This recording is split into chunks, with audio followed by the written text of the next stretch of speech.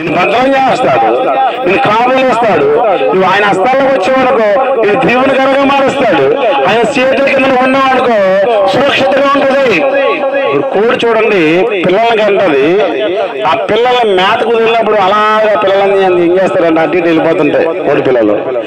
ఆ శత్రువు వస్తున్నప్పుడు ఈ కోడి ఏం చేస్తుందంటే కెక్కరేస్తుంది, కుక్కని కెక్కరిచ్చినప్పుడు ఈ పిల్లలన్నీ ఏం చేస్తాయంట ఇలా రెక్కలు పైకి లేపగానే రెక్కల్లోకి వచ్చేస్తుంది పిల్లలన్నీ. కొన్ని పిల్లలు ఉంటాయి అది మామూలు పిల్లలు కాదు, వంకర పిల్లలై. కొన్ని ఏం చేద్దంటే పిలుస్తున్నా ఎన్నో పెంకి.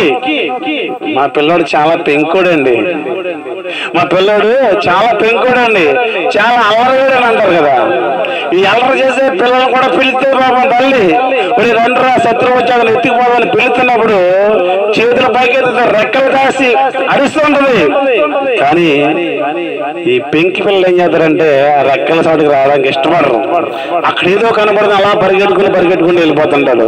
శత్రువు ఏం చేస్తాడంటే ఆ పైనుంచి వచ్చి ఆ డ్యాగ కాలుతో తన్నికిపోతాడు. తన్నికిపోయినప్పుడు అక్కడ కోరలు ఉంటాయండి, దానికి గ్రంథకి ఏముంటాయండి కోరలు, గోళ్ళు ఉంటాయి. అది ఎలా ఉంటాయంటే చాలా సూటుగా ఉంటాయంట, చాలా పదులుగా ఉంటాయంట అవి. అది అలా పట్టుకుని ఆ చర్మంలోకి దింపుతున్నప్పుడు అప్పుడు బాధ కలుగుతున్నప్పుడు అరుస్తుందంట ఈ పిల్ల. కోడి అక్కడికి పరిగెడుతుంది పాపం, దాని మీద ఫైట్ చేస్తుంటది. దానికి అలా అలా పైకి ఎగిరిపోతే కొంతవరకు ఎగరగలుగుతుంది. అలా పైకి వెళ్ళిన తర్వాత ఆ గద్ద కాలు కింద పెట్టుకుని పిల్లల్ని పొడుస్తున్నప్పుడు అది ఏడుస్తుందండి పిల్ల. అప్పుడు అయ్యో నా అమ్మ పిలుస్తుంది, నా తల్లి నన్ను పిలుస్తుంది, నేను ఎల్లుంటే నాకు ఈ శ్రమ వచ్చేది కాదు, ఆ మాటకు లోబడి ఉంటే నాకు ఈ బాధ కలిగేది కాదు, ఈ రోజు ఈ గద్ద పొడుతున్న పూటలకి నేను అనిపించేవాడు కాదు అని విచారిస్తుందంట, అరుస్తూ ఉంటా. కానీ తన ప్రాణం పోతుంది, వస్తుందండి.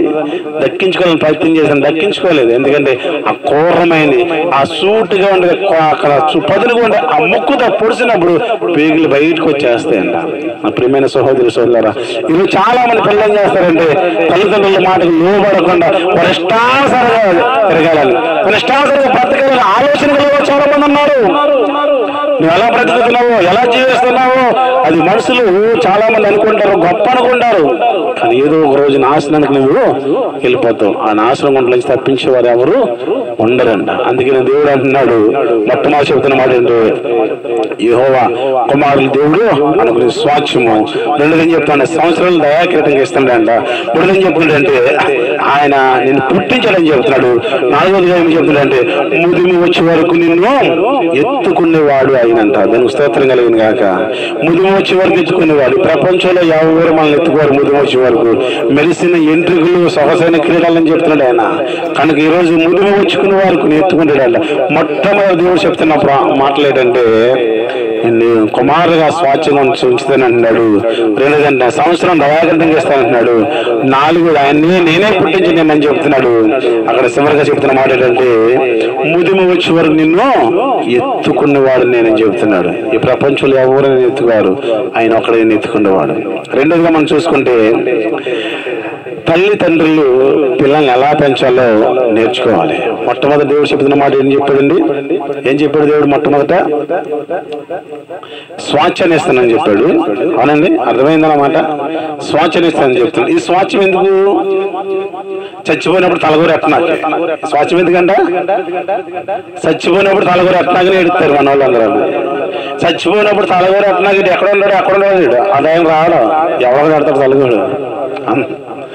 కానీ తలగూరు ఎట్టకపోయినా ఈ మనుషులు నిన్ను చూడకపోయినా ఆ పరమ కాలంలో యేసుక్రీస్తు ప్రభువును చూసారా, ఆయన నమ్ముకుంటే ఆయన్ని కుమారుడు కొంటే ఆ పరలోక రాజ్యాలు వారసులుగా ఉంటామని చెప్తున్నాడు. రెండోగా చెప్తున్న మాట ఏంటంటే సంవత్సరం నీకు దయాకిరీటంగా మరొక సంవత్సరం, మరొక రోజు, మరొక గడియ నీకు ఎలాగొచ్చిందంటే ఆయన ఇచ్చిన దయ వల్ల నీకు వచ్చింది. ఎవరిచ్చిన దయ వల్ల? దేవుడు ఇచ్చిన దయ వల్ల వచ్చింది తప్ప నీ యొక్క జ్ఞానం ద్వారా నీ యొక్క తెలివితేటల వల్ల రాలేదు. మూడోది ఏమంటున్నాడంటే ఆయనే నేను పుట్టించాడంట. ఎవరు? దేవుడే మనల్ని పుట్టించాడు. మనకి మనం పుట్టలే. తల్లిదండ్రులు పుట్టేవారు చాలా మంది ఉన్నారు, పుట్టారేమని, కానీ పుట్టట్లేదు. కానీ దేవుడు అనుగ్రహిస్తేనే నీకు నీకు ఈ భూలోకంలోకి జనం అనేది వస్తుంది. 4వ చూసుకుంటే బుద్ధిము వచ్చే వరకు నిన్ను ఎత్తుకుండేవాడు అంటాడు. దేవుడిచ్చే మాటలు బుద్ధి వచ్చే వరకు ఎత్తుకుంటాడంట. ఈరోజు 2వ మనం చూసుకుంటే తల్లిదండ్రులు పిల్లల్ని ఎలా పెంచాలో ఇక్కడ చెప్తున్నాడు. ఈరోజు మన పిల్లల కోసం మనం ఆలోచన చేసుకుంటే ఏం కనబడుతుందంటే, మా పిల్లలు చాలా మంది తల్లిదండ్రులు అంటారు, చూడండి మార్చులతో చూడండి, సామెతల గ్రంథము 22 అధ్యాయము 6వ వచనం ఒకసారి చదివింది చూడండి. సామెతల గ్రంథము 22:6. ఈరోజు తల్లిదండ్రులు వారి పిల్లల్ని ఎలా పెంచాలో ఇక్కడ చెప్తున్నాడు. చంద్రమణి అలాగే ఇక్కడ ఉన్న వారి తల్లిదండ్రులు అందరూ కూడా మీ పిల్లల్ని ఎలా పెంచాలో ఈ బైబిల్ గ్రంథం మనకు చెబుతాం చూడండి. బాలుడు నడవలసిన త్రోవ వారికి నేర్పుము, వాడు పెద్దవాడైనప్పుడు దాని నుంచి తొలగిపోడు. స్తోత్రం కలిగిన గాక. ఏంటంట, బాలుడు నడవలసిన త్రోవను వారికి మనం నేర్పాలి. ఎప్పుడు నేర్పాలి? ఎప్పుడు నేర్పాలండి? వాడు ఎదిగిన తర్వాత, స్కూల్కి వెళ్ళిన తర్వాత, కాలేజీకి వెళ్ళిన తర్వాత, ఎవరైనా కొట్టిన తర్వాత, అప్పుడు గొడవలు తీసుకొచ్చిన తర్వాత నేర్పాలి కదా. ఇప్పుడు నేర్పాలండి వాడికి భయము భక్తిని, బాల్యతనం అనే నేర్పాలాడికి. నాకు ఒక్కడే కొడుకండి అంత చంద్రమణి. ఎంతమంది అంట, నాకు ఒక్కడే కొడుకండి, నేను చాలా గాఢంగా పెంచుకుంటానండి అనుకుంటాం. రేపు పొద్దున్న నెత్తి మీద కూర్చుంటాడు. అప్పుడు ఏడ్చినా దీన్ని ఎవరు మార్చలేరు. ఇప్పుడు సిలుపు నవ్వులు నవ్వుతుంటా. ఇప్పుడు ఎలా నవ్వుతావంట? సిలుపు నవ్వు అట్లా కొడుకు చేసే పనులు చేసి మాకు ఏమవుతుందంట? సిలుపు నవ్వులు అవుతుంటాయి. కానీ రేపు పొద్దున చేసే పనులు సరిగ్గా ఉండవు. లేనప్పుడు నువ్వు ఏడుస్తావు, ఒక్కబడి ఏడుస్తావు, అంగలారుస్తావు, అయ్యో నా కొడుకు పరిస్థితి ఇలాగైపోయింది ఏడుస్తావు. అప్పుడు దాన్ని తప్పించేవారు ఎవరు ఉండరు అనుకోవచ్చు. నా కొడుకు ఒక్కడే కదా, గారంగా పెంచుకోవాలి, గారంగా పెంచుకోవచ్చు. కానీ సేమ్ టైము వాడికి భయము నేర్పాలి, భక్తి నేర్పాలి. భయం లేనివాడు, భక్తి లేనివాడు ఆ జీవితం ఆశీర్వాదంగా మార్చబడలేని వాక్యం చేస్తుంది. యెహోవా యందు భయభక్తులు వారు ఇలాగ ఆశీర్వదించబడతారు. 127 కీర్తనలో 128 కీర్తనలో కూడా దేవుడు మనతో మాట్లాడుతున్నాడు. యెహోవా యందు భయము భక్తి ఉండాలి. భయం అంటే భక్తి ఉంటే గొప్పగా ఆశీర్వదించబడతారు. భయం లేకుండా భక్తి లేకుండా ఉన్నవారు తల్లిదండ్రులకి విధేయత లేనివారు. తల్లిదండ్రులకు విధేయత కలిగిన వారు ఏం చేస్తారంటే భయభక్తులు కలిగి జీవిస్తారంట. మన పిల్లల్ని ఎలా పెంచాలంట? భయంతోని భక్తితో పెంచాలి. మన పిల్లల్ని ఎలా పెంచాలండి? భయంతోనే భక్తితో పెంచాలి. ఈరోజు చాలా మంది పిల్లలు తల్లిదండ్రులు అంటే వారి మాటలు లెక్క చేయరు. తల్లిదండ్రుల మాటలు లెక్క చేయరు. నీకు తెలుసులే, నాకు అన్ని తెలుసు అంటున్నాడు. పొద్దునుంచి సమయం వరకు వచ్చిన జ్ఞానం ఉన్నాడు. ఎంత ఉంటాడండి అని పిల్లలు ఏంటంటారు? పొద్దున సమయం వరకు వచ్చిన జ్ఞానం అంటారు. నాకు అన్ని తెలుసు అన్నాడు. ఏం తెలుసు అడిగి?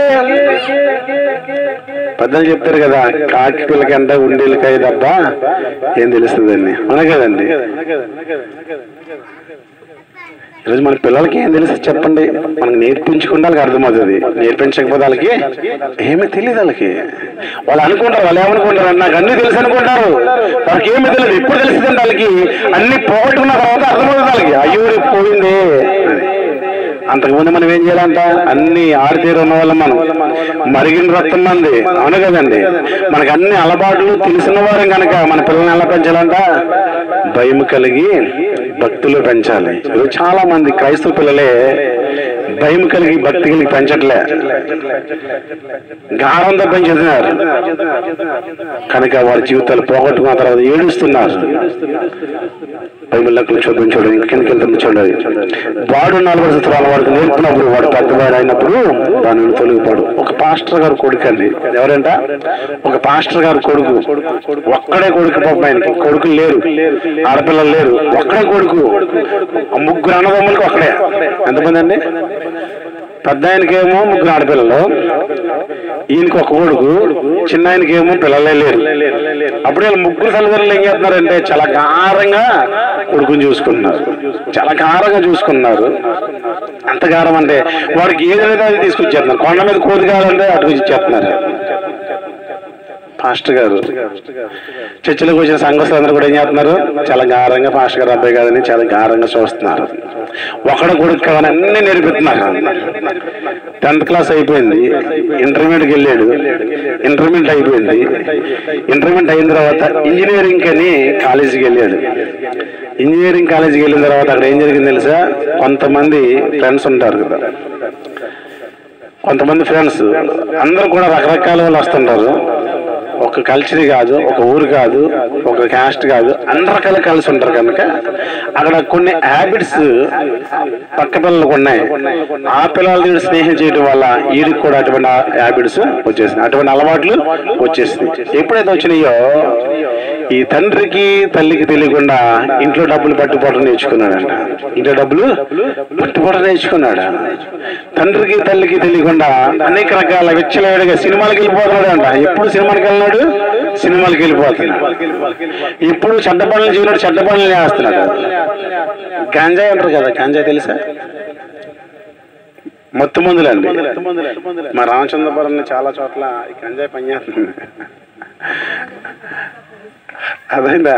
చాలా దారుణంగా తయారయ్యారు. ఇప్పుడు ఎంత భయంకరంగా తయారయ్యారంటే వీటిని అలవాటు పడిపోయి అబ్బాయి ఏం చేస్తున్నాడంటే దాన్ని స్వీకరించడానికి ప్రయత్నం చేసి దానికోసం డబ్బులు ఎక్కడ దొరికితే అక్కడ నొక్కేస్తున్నాడు. చివరికి ఒక రోజు ఏమైపోయాడంటే అది లేకపోతే బ్రతకలేని స్థితిలోకి వచ్చేసాడు. ఏది లేకపోతే? ఆ మత్తు పదార్థం లేకపోతే బ్రతకలేని స్థితికి వచ్చేసాడు. అటువంటి సమయంలో వారి తల్లిదండ్రులకు తెలిసింది. అప్పుడు ఏడుస్తున్నారు వాళ్ళు, వేదన పడుతున్నారు. అయ్యో నా కొడుకు పరిస్థితి ఏంటండి. అన్ని ఆటలు అలవాటు అయిపోయినాయి వాడికి, అన్ని పనులు అలవాటు అయిపోయినాయి. ఆ పని ఈ పని అన్ని కూడా చెత్త పనులను అలవాటు అయిపోయినాయి. అప్పుడు ఏడుస్తున్నారు. ఏడిస్తే మారతాడా కొడుకు? దేవుడి దగ్గర ఉపవాసం ఉండి ప్రార్థన చేసినప్పుడు దేవుడు ఆ కుమారుని మార్చాడని దేవుని స్తోత్రం కలిగిన గాక. హల్లెలూయా, హల్లెలూయా. ఉపవాసం ఉండి ప్రార్థన చేస్తే ఆ కుమారుడు కొన్ని సంవత్సరాల తర్వాత మార్చబడ్డాడు. ఎంత కన్నీరు ఏడ్చాడు, ఎంత బాధపడ్డారో వాళ్ళు తెలుసు. చిన్నప్పుడే వారికి ఏం చేయాలని మనం వారు నడవలసిన త్రోవని నేర్పించాలి. ఒక్కడే కదా అని గారం పెడితే రేపు నెత్తి మీద ఎక్కి మన బుద్ధితాడు. రేపు నడిచేసే పనులన్నిటికి మనమే శిక్ష అనిపించవలసి వస్తుందంట. తెలుగు స్తోత్రం కలిగిన గాక. ఇంకా సామెతల గ్రంథం 13వ అధ్యాయం 31 చూడండి. 13:31 వందనాలండి. సామెతల గ్రంథం 13:1 వచ్చిన తండ్రి శిక్షించిన కుమారుడు జ్ఞానము గలవాడగును.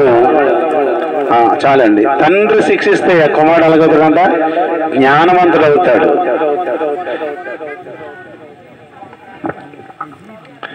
తండ్రి శిక్షించకపోతే వాడు జ్ఞానవంతుడు కాలేడు.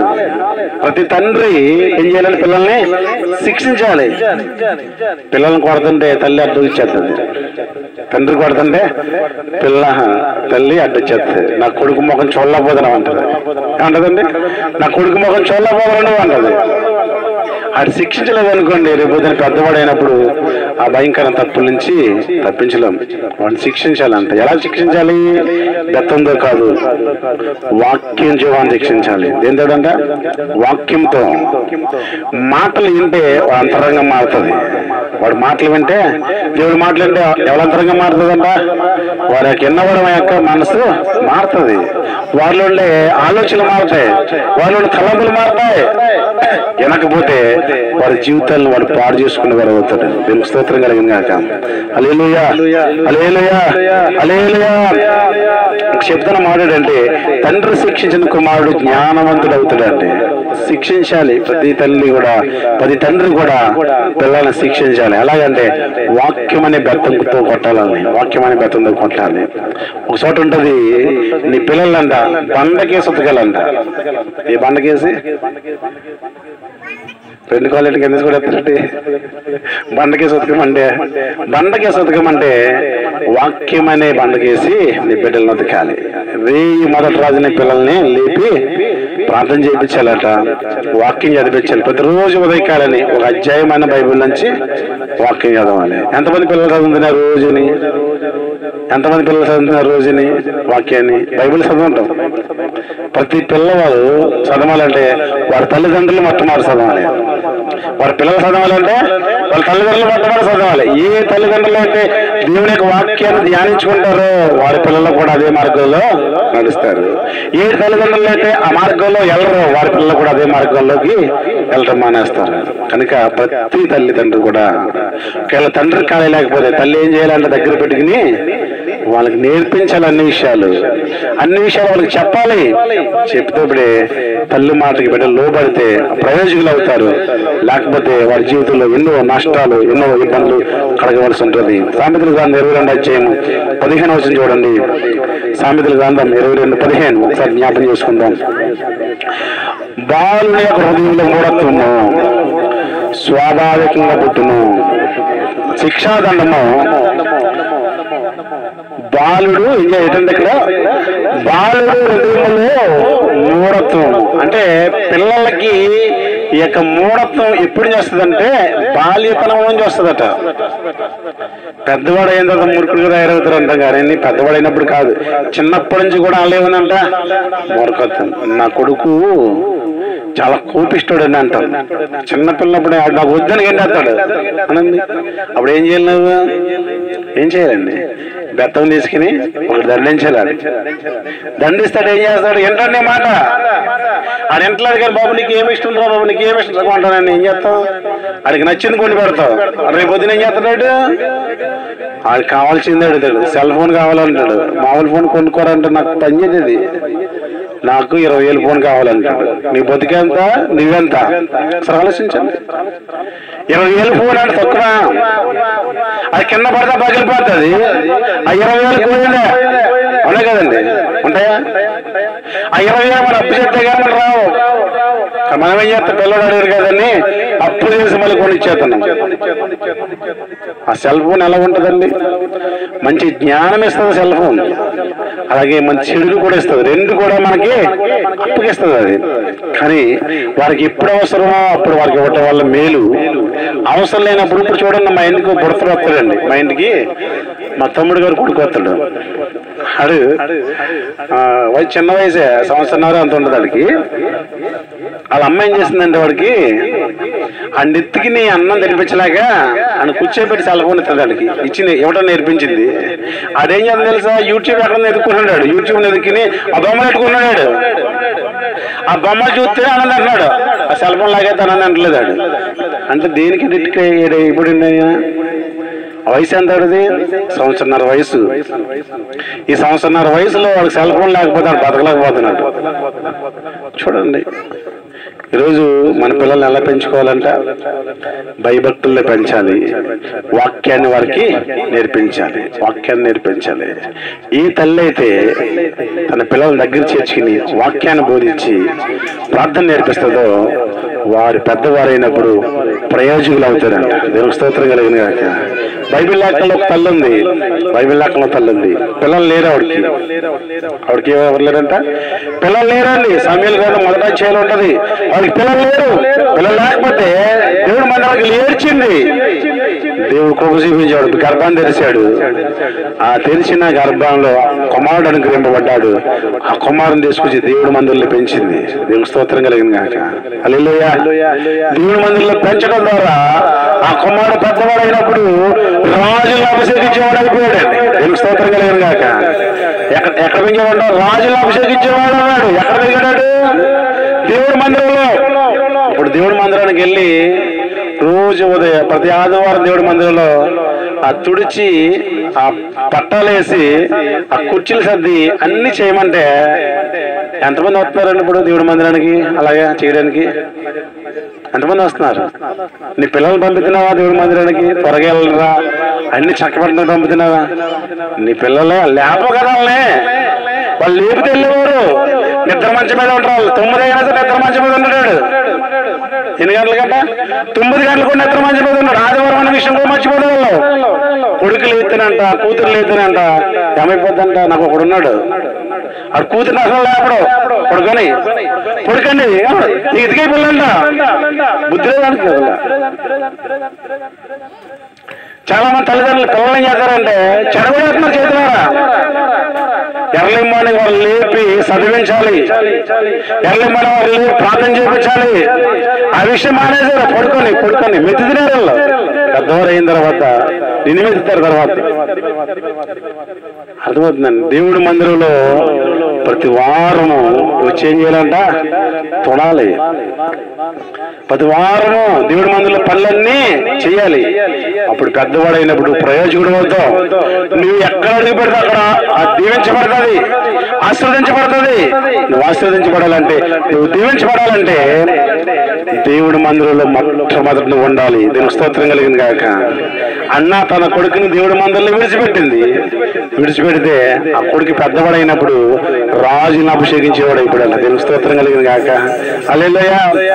అమ్మ నీ కొడుకు ఏమవుతాడమ్మా అని అడిగామనుకో, నా కొడుకు కలెక్టర్ అవ్వాలనుకుంటాం, ఇట్లా డాక్టర్ అవ్వాలనుకుంటాం. నీ కొడుకు ఎక్కడున్నాడు ఇప్పుడు? డాక్టర్ అవ్వలే స్టేజ్లో ఉన్నాడా? కలెక్టర్ అవ్వే స్టేజ్లో ఉన్నాడా? అది ఎక్కడో ఆడతాడు, ఆడపక్కన ఇటు పక్కన తిరుగుతున్నాడు. నీ ఆశ ఏముందంట? డాక్టర్ చేయాలని, ఇంజనీరింగ్ చేయాలని, పెద్ద పెద్ద జాబులు ఆశపడుతున్నావు. నీ కొడుకు ఎక్కడ తిరుగుతాడు అంటే రోడ్ల మీద తిరుగుతున్నాడు, రోడ్ల మీద రకరకాల అలవాట్లు పెట్టుకుని తీసుకుంటున్నాడు. ఎందుకు తెలుసా?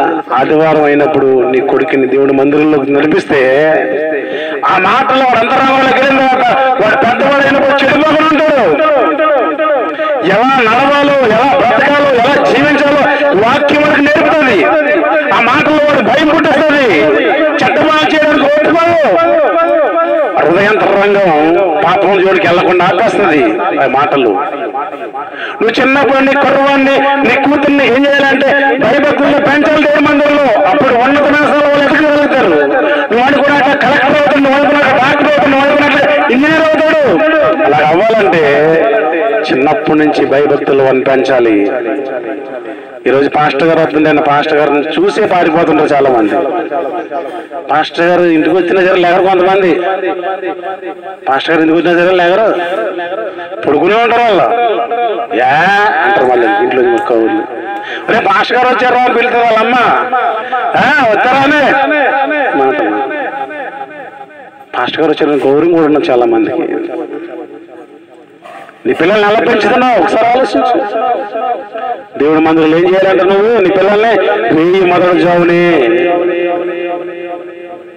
ప్రార్థన చేయాలి. పిల్లల కోసం ఎప్పుడైతే నువ్వు ప్రార్థన చేస్తావో వాడు పెద్దవాడైనప్పుడు తొలిగిపోడు. పాస్టర్ గారు చెప్పాడు సాక్ష్యం. మీటింగ్ జరుగుతుంది 3 రోజులు. మా లక్ష్మి గారు నా మాట్లాడాలి, మీరు పెంకి లక్ష్మి గారు నా మాటలు మీరు అనాలి. ఆ మాటలు కాదంట, నా మాటలేనండి. నేను కొద్ది నిమిషాలు ఉంటాను, వెళ్ళిపోతాను. తర్వాత మీరు మాట్లాడుకోవచ్చు అల్లవాళ్ళని. ఏమండి, విజయవాడలోని ఒక మీటింగ్ జరుగుతుంది. ఒక మీటింగ్ జరిగితే పాస్టర్ గారు వచ్చారు, వాక్యం చెప్తున్నారు. చాలా మంది వచ్చారు జనం అంట. పాస్టర్ గారు కాన్ఫరెన్స్ అది. అక్కడికి 2 భార్యాభర్తలు వచ్చారట. 2 భార్యాభర్తలు వచ్చారు. ఆ భార్యాభర్తలు ఏం చేస్తారంటే, పాస్టర్ గారు తిండి పాడేసింది, విశ్వాసాలు చాలా మంది వస్తారు కదా, వచ్చి తిండి పాడేసిన ఇస్తర్లు ఉంటాయి కదండి, ఆ ఇస్తర్లు ఎత్తనాక దెబ్బలాడుకుంటున్నారని భార్యాభర్త ఇద్దరని. మనం ఎంతమంది ఎత్తుతాం ఇస్తర్లు? పాస్టర్ గారి విశ్వాసాలు తినేసిన ఇస్తరాలు ఉంటాయి కదా, ఎంతమంది ఇష్టపడతారు తినేసిన ఇత్తనాకే? సిగ్గుపడతారు కదా. అయ్యో నా వాద ఏంటి, నేనేంటి పట్టు చీర కట్టుకున్నాను, మంచి బట్టలు వేసుకున్నాను, అసలు వంగను నేను అనుకుంటాం మనం. వాళ్ళిద్దరు భార్య భర్తలు కొట్టుకుంటారంట, దెబ్బలాడుకుంటారంట. దెబ్బలాడుకుంటే మనకు లెక్క దెబ్బలాడాలి. నేను ఎత్తుతానంటే నేను ఎత్తుతానండి. వాళ్ళు ఎవరు తెలుసండి? వాళ్ళిద్దరని కలెక్టర్, ఒక జిల్లాకి అధికారి కలెక్టర్ అట. చిన్నప్పటి నుంచి ఎక్కడ పెరిగారు తెలుసా? దేవుడి మందిరంలో పెరిగారట వాళ్ళు. దేవునికి స్తోత్రం కలిగిన కాక. దేవుడి మందిరంలో పెరిగారు కనుకే వాళ్ళ కలెక్టర్లు అవ్వారు. దేవుడి మందిరంలో పెరిగిన వ్యక్తి కలెక్టర్ అయిన తర్వాత కూడా ఎంగిలి మీదకి ఎత్తనాకి, ఎంగిలి పేర్లు తీయనాకి సిద్ధపడుతున్నాడు. ఈరోజు నీ పిల్లలు ఎప్పుడైనా ఎత్తారు అలాగా? ఈరోజు నీ పిల్లలు ఎప్పుడైనా పనిచేశారా? ఈరోజు ఎప్పుడైనా నీ పిల్లలకి చిన్న దేవునికి సేవకుడికి ఏమైనా చేశారా? దేవుడి మందిరంలో పనిచేశారా? నా కొడుకులు రావట్లేదు, నా పిల్లలు రావట్లేదు, నా మాట ఇంట్లో తర్వాత ఏడుస్తూ చిన్నప్పుడు నేర్పలేదు కనుక వారి పెద్దవారు అయినప్పుడు ఇష్టానుసారంగా జీవిస్తున్నారు. నీకు వ్యతిరేకంగా తిరుగుతారు. కొంతమంది తల్లిదండ్రులు అయితే కొడుకులు తల్లి తరిమేస్తున్నారు. కొంతమంది కొడుకులు అయితే కూతుళ్ళు అయితే వారి తల్లిదండ్రులకు ఆశలు బయటికి ఎండేస్తున్నారు. కొంతమంది పిల్లలు అయితే వారి ఆస్తిని తీసేసుకుని ఏం చేస్తారంట, అదే వృద్ధాప్యం ఓల్డ్ ఏజ్ హోమ్స్ ఉంటాయి కదా, ఆ ఓల్డ్ ఏజ్ హోమ్స్ లోకి ఎండేస్తారు. చూడలేకపోతున్నారు. ఎందుకు అలా చేస్తుంది తెలుసా? వీళ్ళకి చిన్నప్పటి నుంచి భయము భక్తి నేర్పలేదు నువ్వు. అందుకే నీ పిల్లలు పెద్దవారు అయిన తర్వాత నిన్ను కొడుతున్నారు, నీ పిల్లలు పెద్దవారు అయిన తర్వాత నిన్ను నెట్టేస్తున్నారు, నేను ఓల్డ్ ఏజ్ హోమ్లోకి ఎండేస్తున్నారు. అన్నం పెట్టినాక ఏడిస్తున్నారు వాళ్ళు నీకు. ఎందుకు తెలుసా? నువ్వు సరైన పెంచలేదు. నువ్వు ఏడిస్తే సరిపోదు. చిన్నప్పటి నుంచి వారిని భయభక్తులు పెంచితే వాడు పెద్దవాడైనప్పుడు అత్రావు నుంచి తొలగిపోవడం. వాడు కలెక్టర్ వేడంటే గల కారణం తెలుసా? చిన్నప్పటి నుంచి కూడా దేవుడి మందిరంలో పట్టాలు వేసాడు, దేవుడి మందిరం తుడిశాడు, దేవుడు ఒక సేవకుడికి అన్ని పరిచయం చేశాడు, దేవుని యొక్క సేవకుడి యొక్క ఆశీర్వాదం పొందుకున్నాడు, దేవుని యొక్క దీవుని పొందుకున్నాడు. కనుక ఉన్నతమైన స్థానంలో వారు ఉన్నారంటే దేవుని స్తోత్రం కలిగిన కాక. ఈరోజు కలెక్టర్ అయినా సరే తన యొక్క స్థితి మర్చిపోయి పక్కన పెట్టేసి ఇంగ్లీష్ తల ఎత్త నాకు దెబ్బలాడుతున్నారు అన్నారు. మనకేముంది? మనకేమనుందండి? నెత్తి మీద రూపాయి పెడతారే మళ్ళీ ఎవడ కొండ అనే కదండి, కొంటాడా అని మనం ఏం చేస్తున్నాం? దేవుని సేవకుడు కనీసం నీళ్ళున్నా కూడా భయపడతాను, ఇష్టపడం. ఆడికి నేనేమోటి దేవుని యొక్క మందిరంలో ఆ పరిసరం నేనేది చేయాలి, చేసుకున్నాడు వస్తున్నాడు కదా, చేసుకుంటాడు. చాలా మంది అలా ఉన్నారు. నా ప్రియమైన సహోదరి సహోదరా, నువ్వు నేర్చుకుంటే పెద్దవారైనప్పుడు నీ పిల్లలు ఆస్వాదకరంగా మార్చబడతారు. నీతిమంతుల పిల్లలంటే భిక్షమెత్తుకోరని వాక్యాలు వేస్తుంది. నీతిమంతుల పిల్లలు భిక్షమెత్తుకోరు, వారు నీ తరంతరం వారి పిల్లలు ఆస్వాదకరంగా మార్చబడతారు. వారు ఆస్వాదకరంగా మార్చబడాలంటే నీవు భయము భక్తి గల పిల్లలుగా వారిని పెంచాలి. అప్పుడు నీ జీవితంలో నీ పిల్లలు ప్రయోజకులు అవుతారు, ఉన్నత స్థానాలకు వెళ్తారు. సమయాల్ని అలాగే పెంచింది కనుక తల్లి రాజులను అభిషేకించే వాళ్ళు సమయాలు వస్తుంటే భయపడుతున్నారు ప్రజలు. ఈ రోజు నువ్వు వస్తుంటే ఎవరు భయపడతారు? ఒకసారి ఆలోచన చేసుకో. ప్రియమైన సహోదరి సహోదరా, వాక్యాలు వేస్తుంది. ఇంకా చివరిగా మార్చెప్పని చూడండి. సామెతల గ్రంథం 29:15 చూడండి. చూడండి సామెతల గ్రంథం 29:15 త్వరగా తీయాలండి. 15 బెత్తమును గద్దింపును జ్ఞానము కలగజేయును, అదుపు లేడు బాలుడు తల్లికి అవమానం చేస్తాడు. బెత్తము గద్దింపు ఏం చేస్తుందంట? జ్ఞానం ఇస్తుంది. మన పిల్లలకి ఏం వాడాలి? మనం పెద్ద వాడాలి, గద్దించాలి. తప్పు చేసినప్పుడు సరి చేసుకోవాలి. కొంతమంది తల్లిదండ్రులు ఏం చేస్తారంటే వీడు బయటికి వెళ్ళి చిలవలుగా తిరిగి వచ్చి వాళ్ళు కొట్టి వస్తుంటే వాళ్ళ మీద ఫైటింగ్ వెళ్ళిపోతారు. నా కొడుకు గొప్ప, నా కొడుకు ఏం చేసినా సరే వాడు ఏ తప్పు చేయలేదు వెనకేసి వెళ్ళిపోతాం. వెనకేసి వెళ్ళకూడదు. వాళ్ళు ఎదురుకుండా నీ కొడుకు నేను తండ్రి అక్కడ 2 రోజులు పని చేయడాడు. నువ్వు వెనకేసికి వెళ్తున్నా కనుక రేపు వచ్చినాడు ఏం చేస్తున్నాడు అంటే ఇంకో కూడా తీసుకుపోతున్నావు నీ మీదకి. నువ్వు వెనకేసి వెళ్తున్నా కనుక కావాలని నువ్వు పెడుతున్నా కనుక అది ఏం చేస్తున్నాడు? ఇంకో అప్పు చేసి పెడుతున్నాడు. అడిది కాదు ఇంకోటి చేసుకుపోతున్నాడు. ఏళ్ళ మీద కాదు ఇంకో చోటకి వెళ్తున్నాడు. చిన్న మొట్టమొదటి వాడు దండించినప్పుడు వాడికి బుద్ధి వస్తుంది.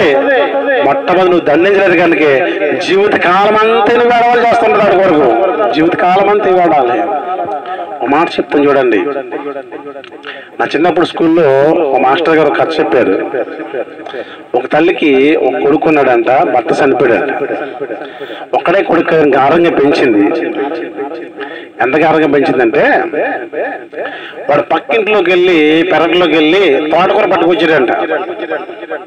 ఇలా కడకుండా పట్టుకొచ్చాడంట. ఇంటికి పట్టుకొస్తే తోటకూర పట్టుకొచ్చాడు. వాళ్ళ అమ్మ ఏం చేయాలండి? ఒరే ఎక్కడ తోటకూర ఎక్కడ తెచ్చావు అని అడగాలి.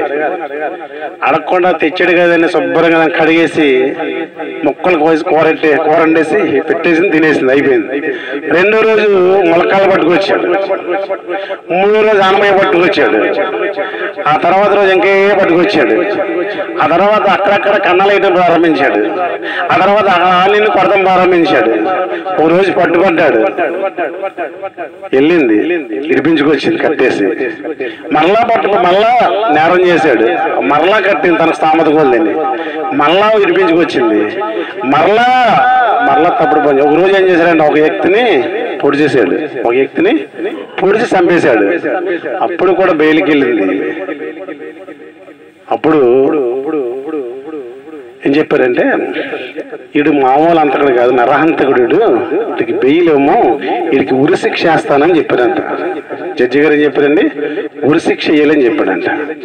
అప్పుడు నెత్తి నోరు కొడుకు నేడుస్తుంది తల్లి, అయ్యో నా కొడుకు ఉరిశిక్ష వేస్తారంట, నా కొడుకు చచ్చిపోతాడు, నా కళ్ళ ఎదురుగా నాకు ఏం పెట్టాలని తల కూడా పెట్టవలసినాడు, ఆడికి నేను పెట్టవలసి వస్తున్నాడు, ఏడుస్తుందంట. ఒకరోజు ఆ కొడుకు తల్లిని కవర్ పెట్టాడంట. ఆ కొడుకు ఏం చేశాడండి, జైల్లో ఉన్న వాళ్ళని చూడడానికి కూడా మనకు అవకాశం ఇస్తుంటారు, జైల్లో ఉన్న వాళ్ళని చూడడానికి అవకాశం ఇస్తారు. తల్లిదండ్రులుగా స్నేహితులుగా మనం అప్పీలు పెట్టుకుంటే వారానికి ఒకసారి 2 రోజులకు ఒకసారి వెళ్ళి చూసి రావచ్చు, వాళ్ళతో మాట్లాడవచ్చు. వాళ్ళు మాట్లాడడానికి వెళ్ళినప్పుడు వీళ్ళకి వాళ్ళకి మధ్యన ఒక చట్టం ఉంటుంది, ఏంటంటే ఇనప చట్టం. ఆ చట్టం దగ్గర ఆ తల్లిని అన్నాడంట, అమ్మ చెవి పెట్టు, నువ్వు నీ చెవిలో కొన్ని విషయాలు చెప్పాలన్నాడంట, నువ్వు చెవి పెట్టు కొన్ని విషయాలు చెప్తున్నాడంట. ఇది ఈవిడనుకున్నదంట ఏదైనా దొంగతనం నుంచి దాసేయడమో, ఎక్కడైనా పాత్ర వేసాడేమో, సీక్రెట్ గా దాసేయడేమో, చెప్తాడేమో అనుకుని చెవి దగ్గరికి పెట్టారు. బాబా ఏంట్రా చెప్పరా బాబు అన్నదంట. చూడండి ఇప్పుడు ఉద్దేశం ఎలా ఉండాలి, ఏడాలి అక్కడ ఏమన్నా దాసాడేమో, ఏంటంట ఏముంది కదా లంకి బిందులు దాసాడేమో. ఏం చెప్తుందంటే ఇవిడే చెవి పెట్టి పెద్ద చెవి చేసి ఎంటుందంట.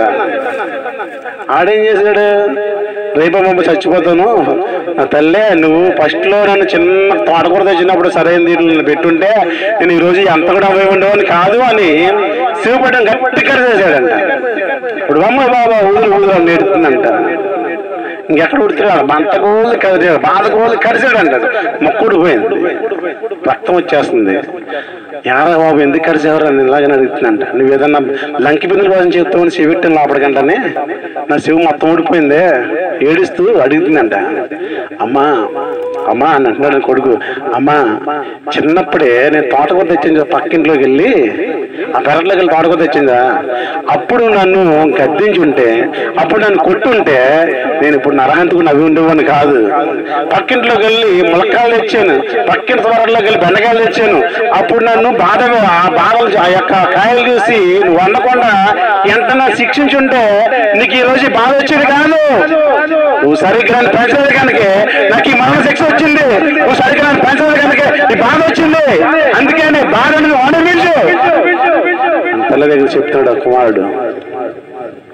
ప్రియమైన సహోదరి సోదరులారా, ఈరోజు ప్రతి తల్లిదండ్రులు నేర్చుకోవాల్సిన విషయం ఏంటంటే పిల్లల్ని ఎలా పెంచాలో నేర్చుకోవాలి. నీ పిల్లల్ని పెంచడం నేర్చుకోకపోతే నీ జీవితంలో చాలా శ్రమలు పడతావు, చాలా ఇబ్బందులు పడతావు, చాలా శోధన అనిపిస్తావు. ఆ శోధన నుంచి తప్పించేవారు ఎవరు అంటారు, నువ్వు రాత్రి పగలు ఏటనే వాళ్ళ కోసం నీ బ్రతుకులో నీ జీవితంలో ఏడుపు తప్ప నీకేం మిగలదు. నీ పిల్లలు ప్రయోజకులు కావాలంటే చిన్నప్పుడే వాడి బాలితనం అందే వారికి దేవుని మాటలు నేర్పించాలి, దేవుని సన్నిధిలో ప్రార్థన చేయడం నేర్పించాలి. నీవు వాడు కలిసి ప్రార్థన చేయాలి.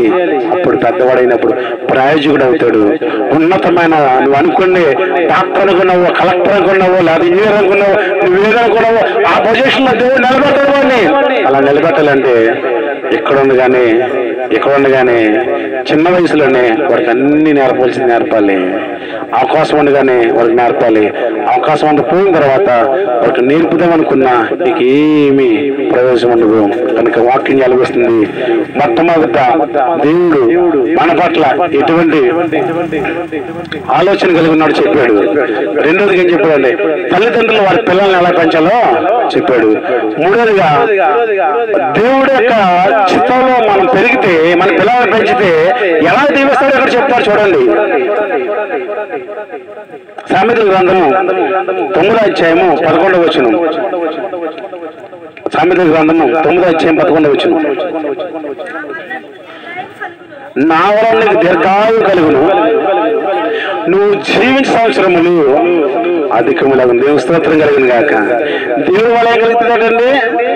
దీర్ఘాయువు వస్తుంది. మనం జీవించే సంవత్సరాలు అధికమవుతాయి. చూడండి, మన పిల్లల్ని భయభక్తులు పెంచితే ఏమో దీర్ఘాయువు దేవుని ఇస్తానంటున్నాడు. తర్వాత ఏమన్నాడండి? అధిక సంవత్సరాలు ఇస్తాడట. అధిక సంవత్సరాలు. అటువంటి స్థితి నీ జీవితంలో రావాలంటే భయం కలిగి, భక్తి కలిగి జీవించాలి. చివరిగా మాట చెప్పి నేను ముగిస్తాను. లోకరాజు శుభవార్త 2వ అధ్యాయము 52వ వచనం. 2వ అధ్యాయం 52వ వచనం. ఈ మాట చూసి